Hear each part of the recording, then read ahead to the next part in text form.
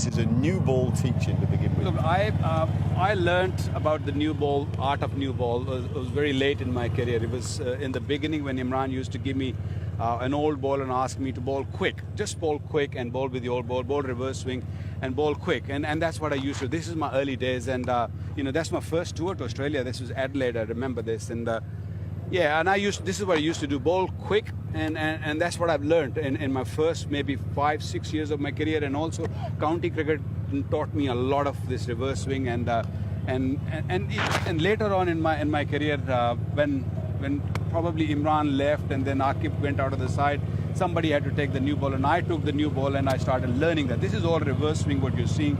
This is probably midway through the innings when the ball's reversing a little bit. But with the new ball, it's a different ball game. It's not the way you just saw. You have to be really in control of the ball. Reverse swing is you don't really have to worry about the wrist position much. But with the new ball, you have to really make sure that your fingers are right behind the ball, and your thumb. Some bowlers use the thumb in this way, like Wasim Akram does it like this. I feel very uncomfortable doing it like this. But I'm more of a guy who will probably keep the first knuckle on the corner of the seam, just to get a good grip on the ball. And so when I release the ball, it comes out of my hand quite nicely. This is the control I get. The ball's quite well back in your hand. Yeah. Well back. It's not fingertips. Yeah, because whenever we talk about fast bowling, we talk about West Indies, and West Indies were big guys, big units, and they had big hands. They didn't need to control the ball. So my hands are like, compared to them, a little smaller. So probably I need it to be right back in my hand. But the most important thing is of course when you get into your action, you've got to be in a good position to release the ball. Some guys like to have a bit of gap in between the two fingers, but I used to keep it very, very close.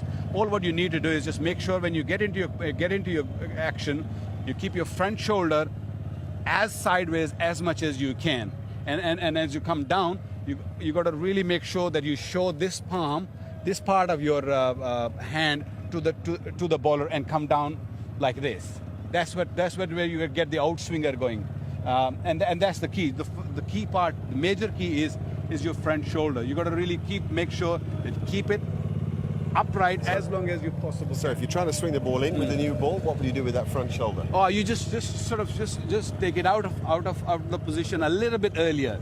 But you still got to make sure that you stay on the pitch. Don't get off the pitch. On the follow through, you mean? Don't get off the pitch too early. Just stay on the pitch as long as you possible, because by doing that, you'll get a bit more bounce.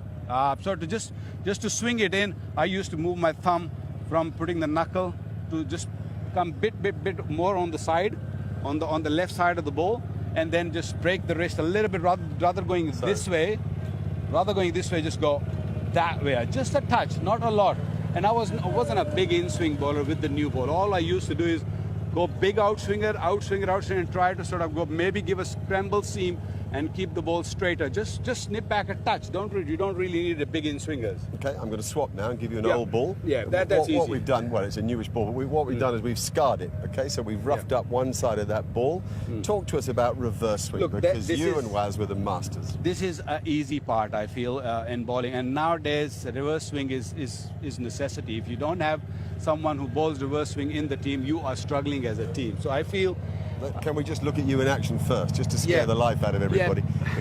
Because this is in slow-mo, what happens? Look how long the ball stays straight, and then at the last minute, it dips in. That's impossible to bat against. Yeah, you've got to understand that, there is a serious pace behind it. And if you don't have pace, you will not beat the bat. And every batsman you'll see in that, they look to come onto the front foot, because what I'm trying to do here is, I'm trying to push the ball away from them, like a baseball throw. I just go like that way. So the first initial movement of the ball is going away from them. And what the batsmen start thinking is, okay, I got to go to the front foot. And that's where I'm winning. And driving it out here. Yeah, that's where I'm winning. So if he goes there and the ball's going to dip, it's more of a dip than a swing. So give us that body action, because I'm interested. So this is to bowl a fast in-swinger with the reverse swing. So you've turned the ball the other way around. It has to be, the shiny side has to be on the right to bowl that in-swinger. And what's important is that you've got to get really close to the stumps to just push the ball away from the right-hander, And also you got to make sure that from high arm, you got to just sort of go down a little bit. You got to go a little bit slingy so that you can just come down in this angle. Right, so when you opened up your left shoulder, give us the full bowling action as you did for the new ball. So basically it's just got to go there. Right, there. so a little more round arm. Yeah, a little bit round arm, and got to make sure that you just push it up fuller, like baseball. That's what they do. So that's all you need to do. Just push it up, but you need a pace. Once again, I say you have to beat the bat.